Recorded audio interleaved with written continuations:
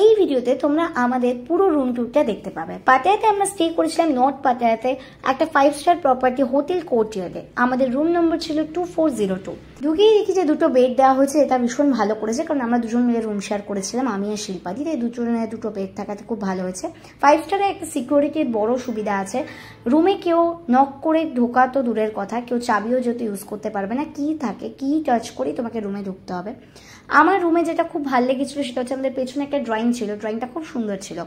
এখানে এখন শো করছে না, আমরা যখন ফার্স্ট রুমে ঢুকি, ঢোকার পরে কিন্তু ওখানে welcome to Romita, welcome to Shilpa show করে, যেটা আমার খুব ভালো লেগেছিল।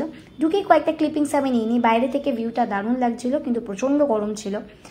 5 স্টারে তোমরা যদি কখনো যাও 5 স্টারে দেখতে পাবে 5 স্টারে আয়রন করার জন্য জিনিস রয়েছে, যেটা আমরা আয়রন করতে কাজে লাগাই। প্লাস একটা সবসময় লকার দেওয়া হয়, যেটাতে আমরা আমাদের ইম্পর্টেন্ট দরকারি জিনিস আমরা রাখতে পারি। বাথরুমটাও ভীষণ সুন্দর ছিল, বাথরুমে যা যা প্রয়োজনীয় জিনিস থাকার কথা সব কিছুই ছিল। হেয়ার ড্রায়ার ছিল, টাওয়েল ছিল, ব্রাশ ছিল অ্যান্ড অল। সাথে যেটা স্পেসিফিক্যালি অনেক জায়গায় থাকে না, সেটা হচ্ছে বডি ওয়াশ থাকে, শ্যাম্পু থাকে, এগুলো নতুন করে বলার কিছু নেই। অনেকেই জানে না পাটায়া কিন্তু ফরেন ট্রিপের মধ্যে ভীষণ চিপ, কারণ এখানে রুমের ভাড়া পার নাইট 8 to 9,000, পুলের অ্যাক্সেস 24/7 ছিল, প্লাস রুমের অ্যাক্সেসও কিন্তু 24/7, তুমি যখন চাইবে ঢুকতে পারো। ফরেন ট্রিপের মধ্যে পাটায়া এই জন্যই এতটা চিপ। যাই হোক, অনেকেই ব্যাংকক পাটায়া তার জন্য ঘুরতে যায়। এটা একটা জাস্ট একটা রুম ট্যুর ছিল। ভিডিওটা ভালো লাগলে শেয়ার করো, নেক্সট ব্লগে দেখা হচ্ছে, বাই।